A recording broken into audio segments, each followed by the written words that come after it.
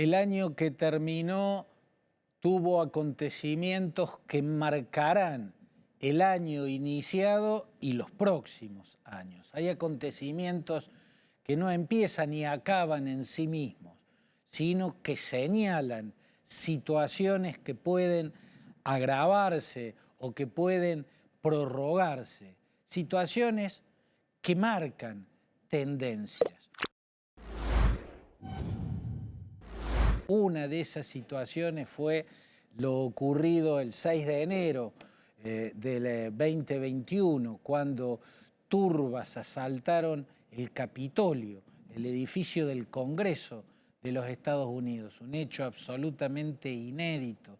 Para ver un asalto al Capitolio hay que remontarse al siglo XIX y encontrarlo dentro de lo que era el conflicto entre la América independentista y los británicos que intentaban recuperar el control de sus colonias. Hasta ese tiempo había que remontarse para encontrar un hecho similar al que se vio el año pasado, el 6 de enero del año pasado, el asalto al Capitolio. Y lo más grave es que ese asalto al Capitolio, ejecutado a través de turbas furibundas y lunáticas, fue impulsado nada menos que por el presidente de la nación. Acá está la gigantesca gravedad de ese hecho. Un presidente que no reconocía la derrota que acababa de sufrir en una elección, se propuso dar por tierra con la institucionalidad vigente para anular esa elección, para que ese resultado sencillamente no existiera más y poder continuar ocupando el despacho oval de la Casa Blanca. Esto era impensable y esto ocurrió con Donald Trump. Pero Donald Trump no nació de un repollo el día anterior al ganarle la elección a Hillary Clinton. El proceso de radicalización del Partido Republicano se había iniciado tiempo atrás, ¿no? Y la señal más clara y contundente fue la irrupción de ese movimiento ultraconservador y racistoide, conocido como el Tea Party, que llegó a ponerle una candidata extremista a vicepresidente a la fórmula que encabezaba John McCain. Era Sarah Palin, esa ultraconservadora, gobernadora de Alaska y exponente de posiciones extremistas. Ese extremismo se adueñó del Partido Republicano.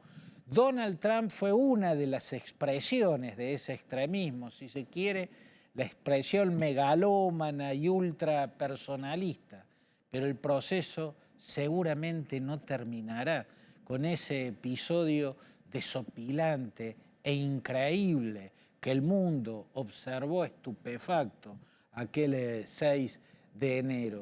Hubo otros hechos que marcaron otros rincones del continente americano, por caso el magnicidio en Haití, este país signado por la tragedia, esta porción de la isla La Española que comparte con la República Dominicana y que ha sufrido las peores tiranías prácticamente desde su origen, porque siendo Haití el primer país latinoamericano en proclamar su independencia, el primer país de todo el continente americano en abolir la esclavitud, también fue el primer país en caer en manos de las peores tiranías. Y los tiranos fueron incluso sus propios héroes independentistas, como Jean-Jacques Dessalines, Alexandre Pétion, Henri Christophe, ¿no? Y que en el siglo XX tuvo otros monstruosos dictadores como François Duvalier y luego su hijo Jean-Claude Duvalier, que luego tuvo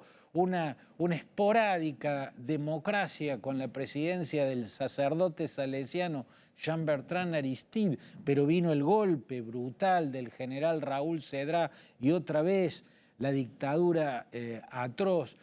Y luego los fenómenos climáticos, terremotos, huracanes. Pareciera que la historia se ha ensañado y la naturaleza también con ese pequeño país del Caribe que en el año que ha concluido tuvo un magnicidio. El presidente Juvenal Moïse fue asesinado en su propia casa y fue asesinado por elementos que venían desde Colombia en una conspiración que nunca ha dejado en claro qué pretendía, quién estaba por detrás, pero en todo caso permite suponer que hay un intento de convertir a ese agujero negro institucional, que es Haití y lo es desde hace mucho tiempo, en un narcoestado absoluto. Narcoestados hay muchos, pero este quieren que sea un total narcoestado. Hoy por hoy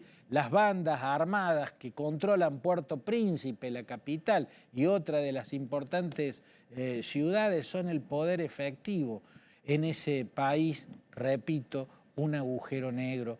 Y la pregunta que deja hacia el futuro es, ¿terminará Haití convirtiéndose en un narcoestado absoluto?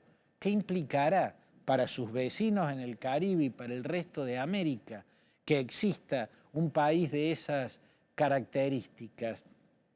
Otras preguntas que recorren y que recorrerán este año y los que vienen son qué va a pasar finalmente con la política del Perú. ¿Podrá Pedro Castillo, el presidente, sostenerse en el poder?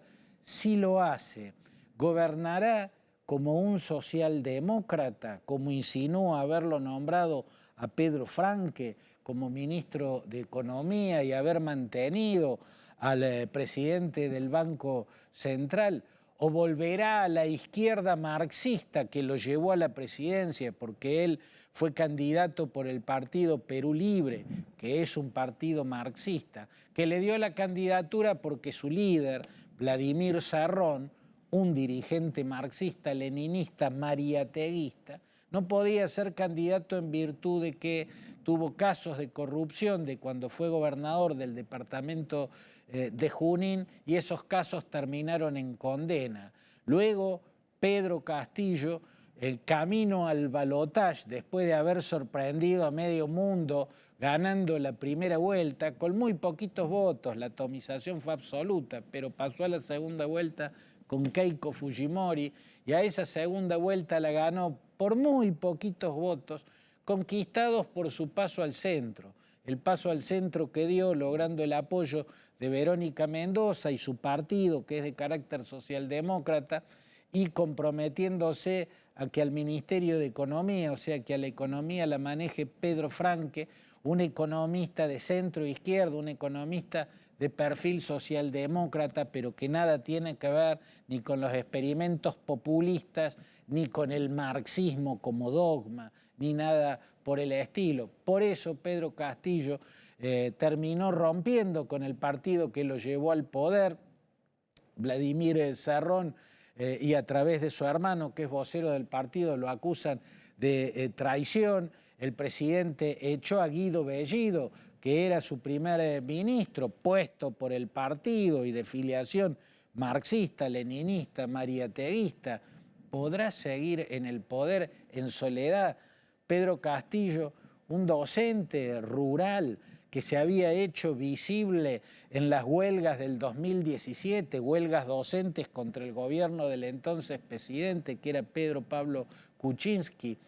¿Podrá este hombre humilde, sin un aparato partidario que lo respalde, sostenerse en el poder, cuando a los 2 meses nomás de haber ganado el partido de Keiko Fujimori, o sea, la derecha dura y los ultraconservadores ya le aplicaron un juicio de residencia, o sea, el equivalente al impeachment, al juicio político para sacarlo de la presidencia, como habían sacado a Martín Vizcarra? En fin, esa es una pregunta gigante. ¿Es posible que Pedro Castillo quede en el poder? Y es posible que en el poder o gire al populismo extremo, o gire o vuelva hacia el marxismo que le pregona el partido que lo convirtió en presidente, o persevere por ese camino socialdemócrata que eligió al designar a Pedro Franque al frente de la economía. Todo está por verse. Se verá en el transcurso de este año y de los años que vienen, si logra mantenerse en el poder. La otra gran pregunta surge en el Brasil, porque el año que ha terminado fue el año en el que Lula terminó de ser exonerado por la justicia, después de haber pasado 1 año y medio en una prisión en Curitiba. La justicia terminó dando por tierra con las denuncias que le habían quitado sus derechos, incluido el derecho a la libertad. Por la situación adquirida por Lula en el mes de abril, cuando fue exonerado por la Suprema Corte de Justicia, que eso se llama Supremo Tribunal Federal, de las acusaciones que se le hacían, puede volver a ser candidato. Y hoy por hoy las encuestas dicen que ganaría la elección, y el que está en caída es Bolsonaro, por la deriva naufragosa que tuvo en los mares turbulentos de la pandemia, por su inutilidad mostrada de 1000 formas diferentes y por la frialdad con la que miró desde Santa Catarina, donde pasa sus vacaciones, las trágicas inundaciones en el noreste.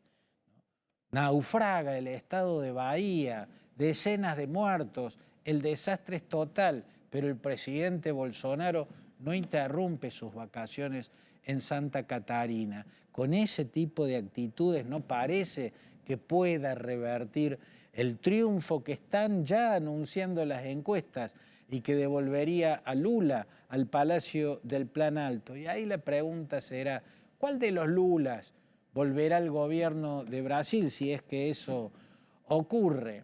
El Lula que en sus 2 presidencias se manejó como un excelente estadista de corte socialdemócrata, o el radicalizado Lula que por la persecución de Sergio Moro y sobre todo por su paso por la cárcel y por las humillaciones que sufrió desde entonces, incluidos los insultos y el intento de que no lo dejaran salir de la prisión para ir al velorio, al funeral de su nietito Arthur, ¿no? El presidente Bolsonaro y sus hijos insultándolo y tratando de que no lo dejen ir. Por toda esa realidad que atravesó, bueno, se radicalizó el discurso de Lula y se puso claramente en una vereda latinoamericana de una izquierda más dura, más ideológica.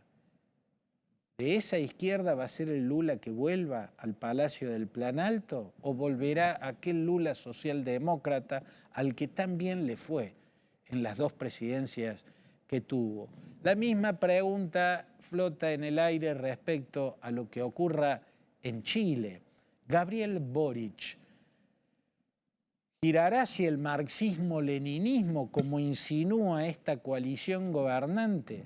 Por primera vez desde 1970, cuando ganó la elección con el 36% de los votos Unidad Popular, la alianza de izquierda en la que estaba el Partido Comunista, por primera vez vuelve a gobernar una alianza en la que está el Partido Comunista. Boric pertenece a otra fuerza política, Convergencia Social, que es parte de un espacio más grande, que es el Frente Amplio, pero está asociado con el Partido Comunista en una coalición de izquierda mayor.